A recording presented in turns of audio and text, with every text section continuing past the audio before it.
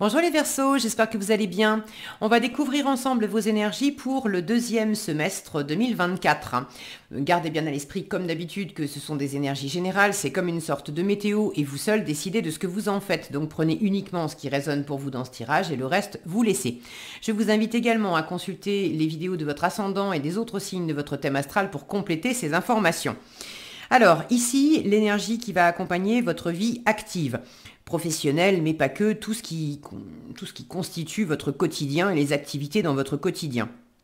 Les énergies de votre vie relationnelle, donc toutes les relations sentimentales, mais pas que, votre vie intérieure, comment vous vous sentez, où est-ce que vous en êtes, qu'est-ce que vous voulez, etc. Donc ça, c'est vous.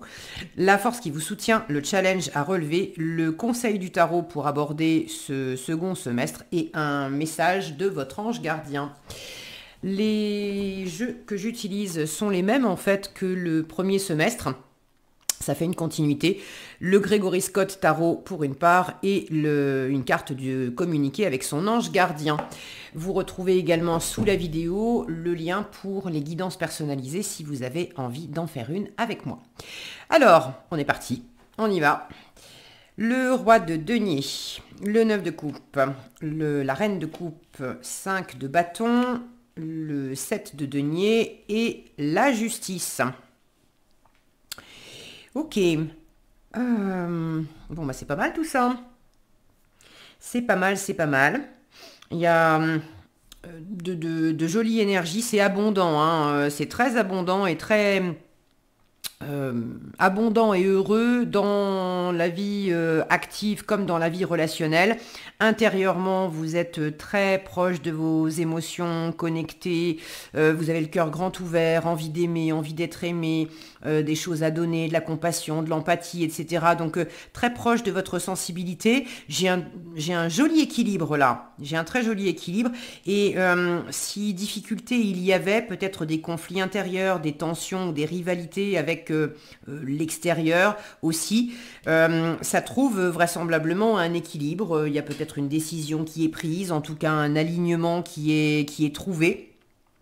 Donc c'est pour moi, c'est plutôt un tirage assez équilibré. Alors, dans votre vie active, le deuxième semestre, il est quand même abondant, prospère, des investissements qui portent leurs fruits. Ce roi de denier, c'est un super gestionnaire. Il n'a pas son pareil pour faire fructifier les choses. Alors faire fructifier l'argent, le temps qui a été investi, les actions qui ont été entreprises, tout ce qui a été investi, ça donne des fruits et pas qu'un peu en fait. Donc vous avez une vie active prospère, vous êtes à l'aise. Alors, à l'aise financièrement, je vous rappelle que c'est un tirage général, donc évidemment, tous les Verseaux vont pas avoir le même niveau de vie, mais dans votre vie active, vous vous sentez quand même nourri à bien des égards, vous vous sentez aussi en maîtrise de votre environnement, vous avez l'expérience, vous avez les compétences nécessaires, vous prenez les choses posément, très pragmatique, très efficace. Vous êtes bien calé dans votre quotidien.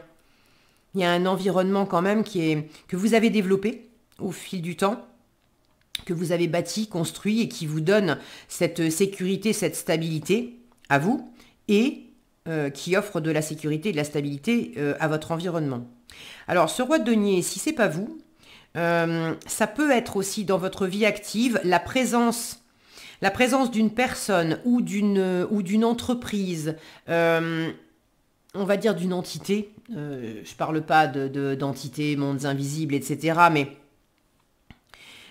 parce que pour moi ça peut être une personne, mais ça peut être un lieu, ça peut être une entreprise, ça peut être une administration, ça peut être... ouais.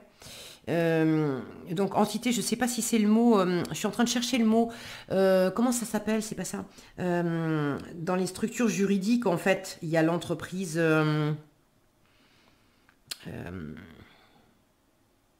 oui c'est entreprise, non, personne physique ou personne morale, c'est ça. Personne physique, c'est je suis à mon compte, auto-entrepreneur, entreprise individuelle, etc.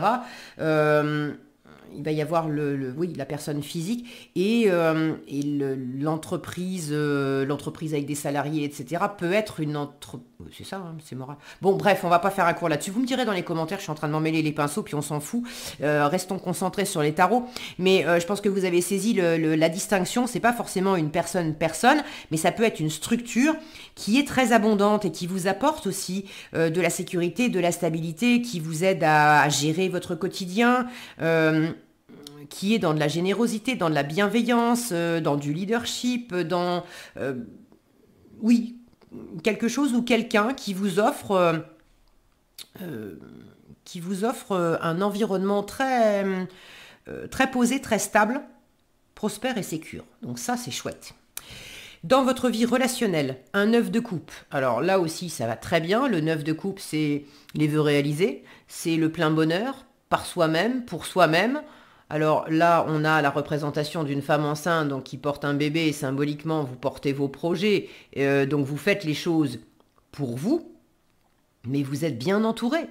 Il y a des gens autour de vous qui célèbrent vos projets, qui vous soutiennent, qui sont là pour vous, qui se réjouissent aussi. Vraiment qui se réjouissent pour vous de vos bonheurs, de vos avancées, du chemin que vous faites, de ce qui vous tient à cœur, etc. J'ai de la fidélité, j'ai de la loyauté, j'ai quelque chose de joyeux, on partage. Donc c'est très riche, autant dans le matériel que dans l'émotionnel et dans le relationnel. Donc c'est vraiment très joli et certainement très agréable à vivre, les Verseaux, hein. Alors, intérieurement, comment vous vivez les choses justement avec cette reine de coupe?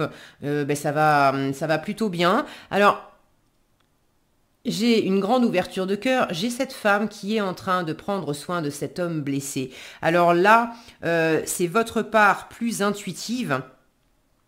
Votre part plus intuitive, plus émotionnelle justement, plus sensible, qui prend soin de votre part plus masculine, celle qui est plus tournée vers l'extérieur, celle qui est dans la réalisation.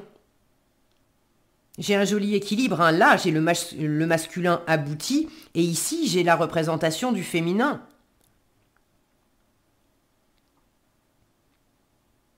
Et les deux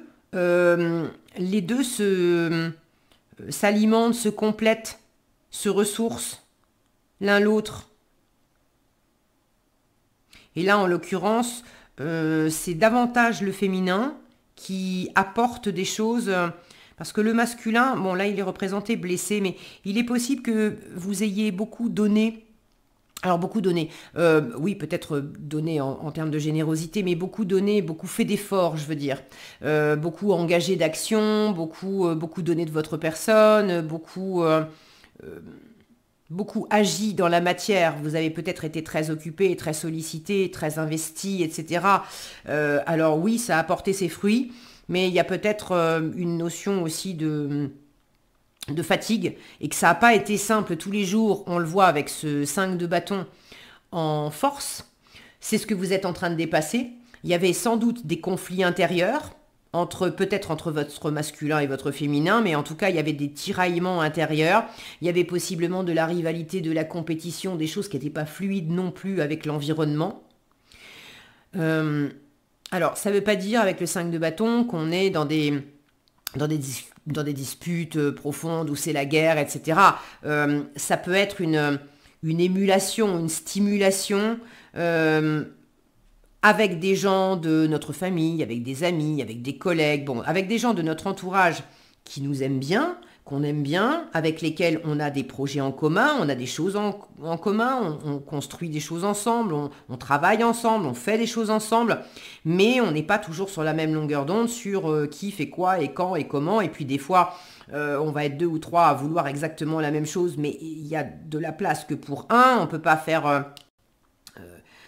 on va être 3 à monter dans la voiture et puis les 3 veulent conduire. Non, il va falloir se décider. Il y a un conducteur et 2 passagers. On peut changer au fil des trajets qu'on va faire. Mais donc, il peut y avoir comme ça il y a pu avoir, parce que j'ai la sensation que c'est dépassé ou vous êtes en train de le dépasser, des moments qui ont été un peu compliqués. De la même façon, il a fallu se remonter beaucoup les manches, vous vous êtes battu, ça rejoint ce côté fatigué là. Alors, vous l'avez en force, donc ça veut dire que même s'il y a encore un peu de ça, ça a le bénéfice de vous faire puiser dans vos ressources et de vous rendre plus fort. Exactement comme un entraînement de gym, de cardio, de ce que vous voulez. Mais le fait de demander aux muscles un effort, sur le moment, on peut atteindre une limite où ça fait mal, où ça tire, où on va avoir des courbatures, etc. Mais le fait de solliciter régulièrement le muscle, c'est ça justement qui va le rendre plus fort, plus endurant. Donc il y a quelque chose qui vous fait grandir en ce sens. Le 7 de denier en challenge m'indique que, alors pour certains, il y a peut-être une relation au temps qui est un peu difficile. Soit vous avez tendance à procrastiner et ça serait pas mal justement de ne pas lâcher l'affaire, même si vous êtes peut-être un peu fatigué, mais de ne pas lâcher l'affaire pour continuer d'avancer, pour continuer de bâtir, de construire, de défendre peut-être aussi quelque chose qui vous tient à cœur. Donc il y a encore des efforts à faire. Donc pour certains, c'est de la procrastination. Parce que fatigué. Hein. Pour moi, c'est pas de la procrastination. Des fois, on procrastine parce qu'on a peur de réussir, on a peur d'échouer, on ne sait pas comment s'y prendre, on a peur de ne pas être à la hauteur. Bon, là, je le ressens pas comme ça. C'est plus, je le ressens plus comme une forme d'épuisement où on a un peu envie de se laisser aller et de déclarer un peu forfait. Pas de déclarer forfait complètement, mais disons de se laisser aller parce que fatigué, quoi. Donc pour certains, tenez bon, ok, tenez bon, même s'il y a ce côté procrastination qui vient vous chercher un peu. Pour d'autres, c'est au contraire, vous avez du mal à prendre du temps pour savourer, pour profiter, pour récolter les fruits de vos efforts passés. Tout ce que vous avez entrepris jusqu'à présent, ça paye, d'une façon ou d'une autre, pas nécessairement financièrement, mais ça porte ses fruits d'une façon ou d'une autre. Et avec le 7 de denier, on prend le temps de récolter, d'observer, de vivre, de savourer ces bénéfices. Si je reste sur la notion d'argent, ça pourrait être de beaucoup travailler pour gagner beaucoup d'argent, mais on est tellement investi à tout le temps travailler. C'est sûr, de l'argent on en gagne, mais en fait on n'en profite pas.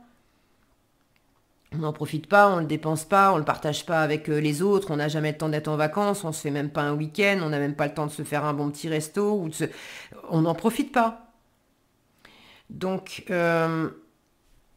même si c'est un peu challengeant pour vous, parce que pour X ou Y raison, vous me direz dans les commentaires, est-ce que vous avez l'impression d'être indispensable dans votre travail ou dans votre vie active? Est-ce que vous vous êtes mis beaucoup de pression avec des délais et est-ce que ça dépend de vous? Est-ce que ça dépend pas de vous d'ailleurs? Mais bon, même si tout ne dépend pas de vous, le 7 de denier indique quand même qu'il y a besoin aussi de prendre soin de vous. C'est à la fois savoir savourer, prendre le temps de savourer, mais c'est également l'ancrage, le rapport au physique, donc le rapport à votre santé, le rapport au corps.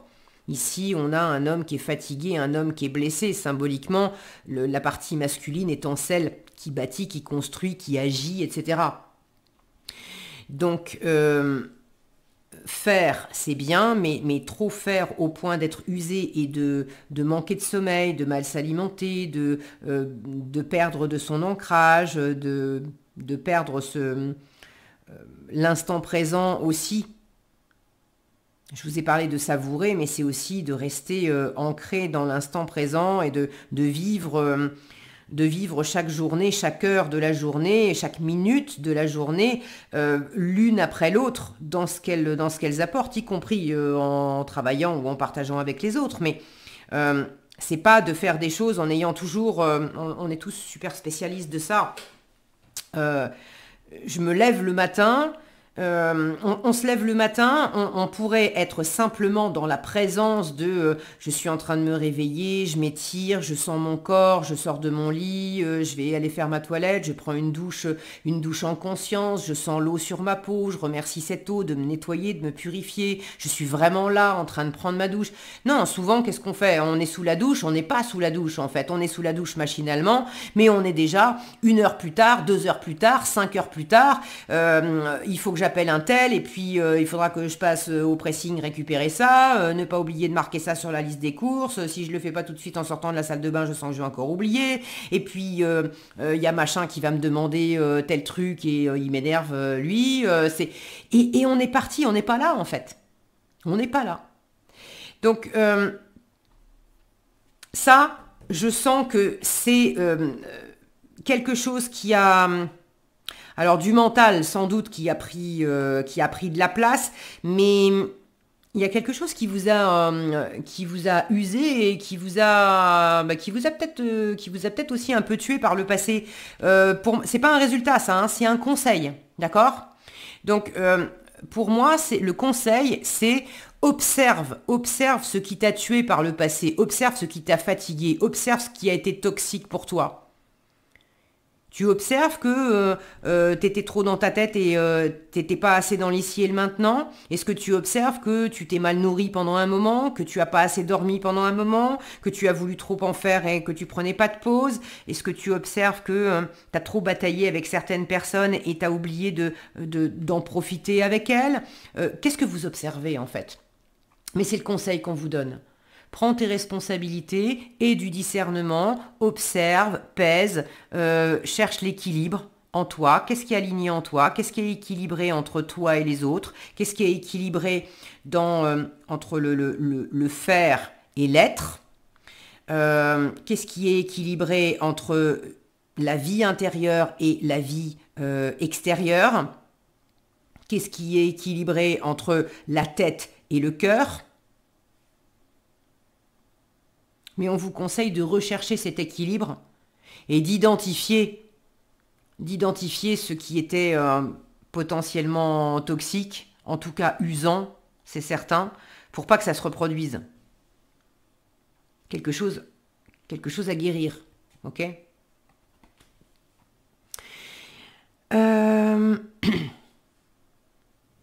Alors, la justice peut aussi conseiller éventuellement de prendre une décision si vous êtes concerné par ça. Je n'ai pas d'autres cartes qui me parlent vraiment de ça, mais la justice peut aussi vous dire si tu as une décision à prendre pour quelque chose et que tu sens que ça serait sain pour toi de te positionner, eh ben fais-le. Et si une décision a été prise et que vous êtes dans une situation où... il y a une décision qui a été rendue à votre égard, voilà, à propos de, je sais pas, vous avez la possibilité de, même si c'est peut-être pas exactement peut-être ce que vous vouliez, vous avez tout à fait la possibilité d'en extraire quelque chose de très chouette en fait. Bon alors ça va pas parler à beaucoup de Verseaux, mais c'est peut-être, ça a peut-être besoin d'être entendu par un ou deux d'entre vous, et ne serait-ce qu'une personne, c'est déjà beaucoup, c'est déjà l'essentiel. Voilà, c'est le but de ces tirages aussi, de vous apporter quelque chose qui vous touche. Alors moi j'en sais rien de ce qui vous touche ou pas, mais en tout cas c'est l'intention que je pose à chaque début de tirage, voilà, d'avoir des messages qui soient pertinents pour ceux qui sont destinés à les recevoir. Donc il y a sans doute quelque chose à ce niveau-là pour quelqu'un. Ok, j'ai fait le tour, je crois.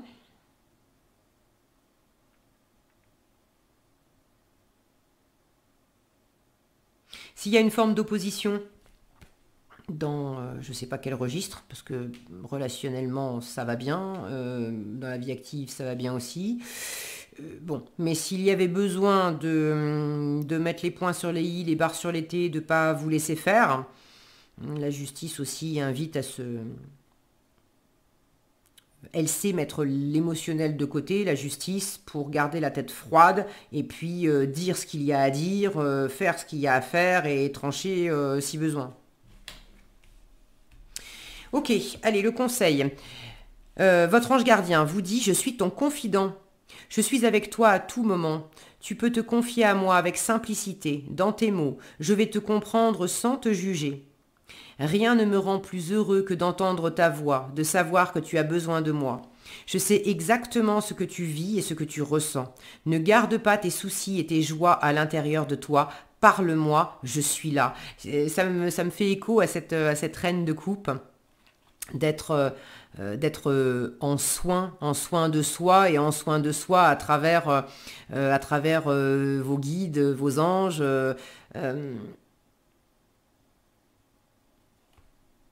Et le fait de leur confier, où est-ce que vous êtes fatigué, atteint, etc., pour qu'ils puissent prendre soin de vous.